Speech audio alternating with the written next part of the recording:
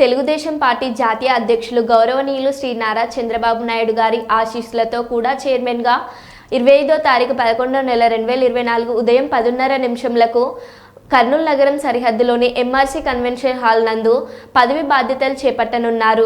ఈ కార్యక్రమానికి కర్నూలు జిల్లా ఇన్ఛార్జి మంత్రివర్యులు గౌరవనీయులు శ్రీ నిమ్మల రామానాయుడు గారు, రాష్ట్ర మంత్రివర్యులు గౌరవనీయులు శ్రీ టీజీ భరత్ గారు, గౌరవనీయులు శ్రీ బీసీ జనార్దన్ రెడ్డి గారు, గౌరవనీయులు శ్రీ ఎన్ఎండి ఫరక్ గారు మరియు పార్లమెంట్ సభ్యులు, శాసన మండలి సభ్యులు, శాసనసభ్యులు హాజరు కానున్నారు. అదేవిధంగా పవన్ కళ్యాణ్ కూటమి తరఫున నాకు ఈ పదవి ఇవ్వడం జరిగింది.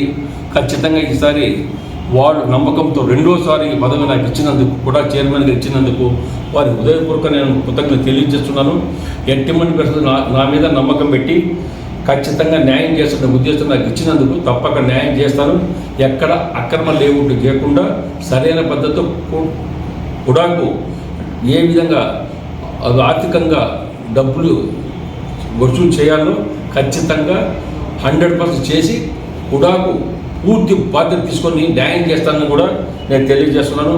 అందుకనే ప్రతి ఒక్క తెలుగుదేశం పార్టీ సోదరులు అందరూ కూడా మంత్రులు మొదలుకొని, ఎమ్మెల్యేలు మొదలుకొని, పార్లమెంటు మొదలుకొని, అదేవిధంగా ఎమ్మెల్సీలు మొదలుకొని తెలుగుదేశం పార్టీ ముఖ్య నాయకులు, పెద్దలు అందరూ కూడా, మహిళలు అందరూ కూడా పెద్ద ఎత్తున 25వ తారీఖు ఉదయం 10 గంటలకు ఎంఆర్సీ కళ్యాణ మండపంకి వచ్చి నేను ప్రమాణ స్వీకారం ప్రతి ఒక్కరు రావాలని, ప్రతి ఒక్కరు పేరున ఇదే ఆహ్వానంగా మన్నించి ప్రతి ఒక్కరు హాజరై మీ అందరు ఆశిస్తున్నా కావాలి.